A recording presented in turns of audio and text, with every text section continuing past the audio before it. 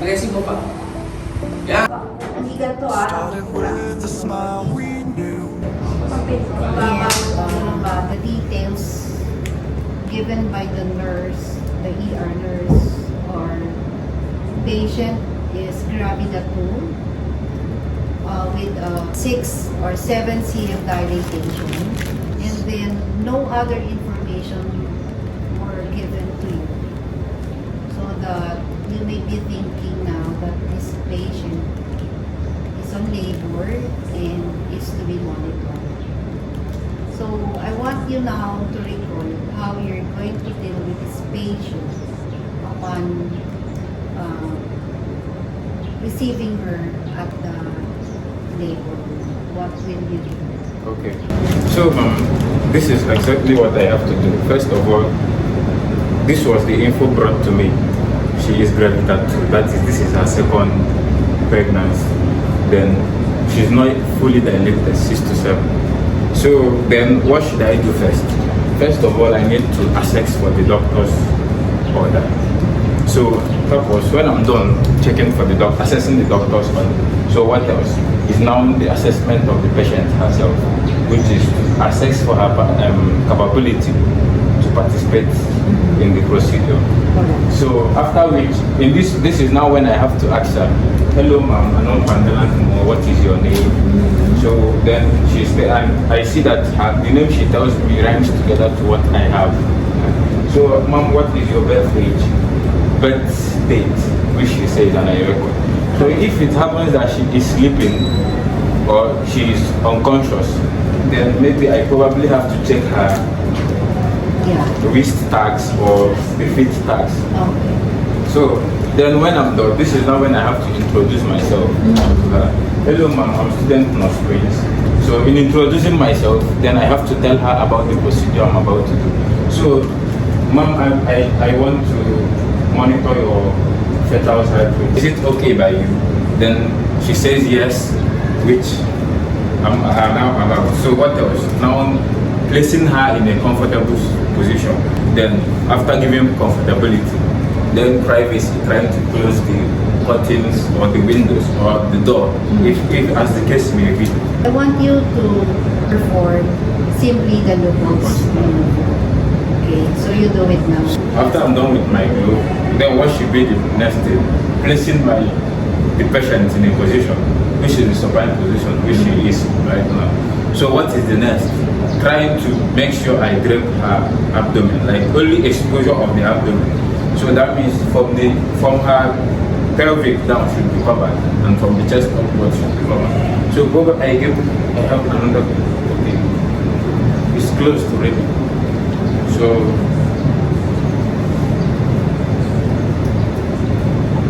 only showing her abdomen. So ma'am, the first one I want to check is your fundus. This is to tell us whether your baby is cephalic or bridge. Cephalic, whether the head is at the top or downwards. So in doing this thing with my two hands, just like this, I push, making it.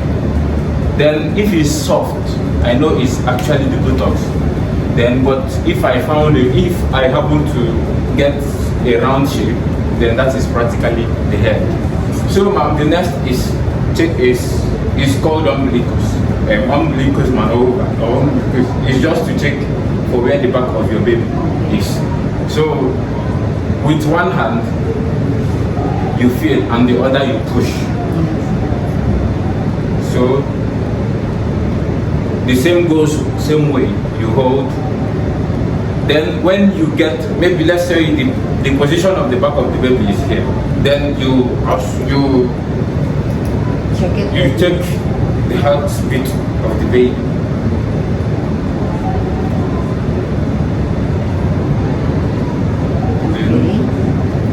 Then So after, give me a sample of a heart rate that is normal. that is normal for a baby. 110 to 160. Okay, so let us say the heart rate you've got is 135, so it is normal. Yes, normal. So then what are we going to check now? The power weight, which is to check for engagement. So this, if just the Symphysis. so I put the thumb and the index just this way. Then if it happens that is not engaged, there will be movement, is shaking. But if I happen to hold it and it's steady, that is engaged. So what is the indication then if it is engaged? That is time for the baby to be delivered. Yes. So then the last one is your pelvic. This actually helps us to reconfirm the first maneuver. Okay. Right this way. Okay. Let us assume now that after an hour, you came back to check again the fetal heart rate, and you found out that it's 100. So what are you now thinking of? Less than 110 is cardiac. So I now have to first of all note what I saw that is less than at 100. Okay. So then I should know as a nurse that heart rate is abnormal. Yeah. And that indicates something. Yes. Okay, so we will wait now for the doctor if he prefers now to hook the patient to a fetal monitoring device. But as we now prepare the patient for that, that's the time that you're gonna prepare the equipment or the supplies needed for the fetal monitoring that you're gonna be doing. So what are the now equipment needed or the supplies needed? Okay, except for my gloves, then what else should I get? I should get a PPE in case of body fluid exposure. So after that, then I should get my EFM, electronic fetal monitor. Then after that, the ultrasound transducers and his cable. So after that, I need to get a damp cloth. So after that, I need to get the conduction gel, then monitor printout paper, and then the disinfectant parts. So then also, in case this is always done, you have to get the fetal and maternal resuscitation machine in case of emergency or in case. So you're done with the post maneuver. You have okay. And then you plan now to hook the patient to a fetal monitoring device. So maybe the setting now would transfer now to a setting wherein you have now that patient that you're gonna be positioning to start hooking her to a fetal monitor. So ma'am, so this is the question. So what is the first most important is also the position of the mother, which is I have to semi-Fowler's position. So then afterwards, then is now draping the mother. So showing only the downwards is covered, then just exposing the segment of the abdomen.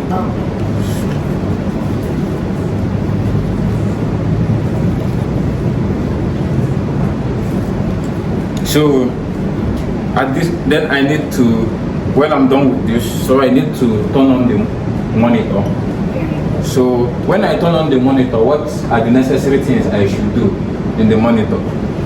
The woman already gave me her info, gave me her bed, so I impute. This is for then her age, then the time and the date. So then after doing that, and then this is the gel. Yeah. So most times some nurses apply directly to the stomach. Some also just apply to the transcender. So you apply either ways.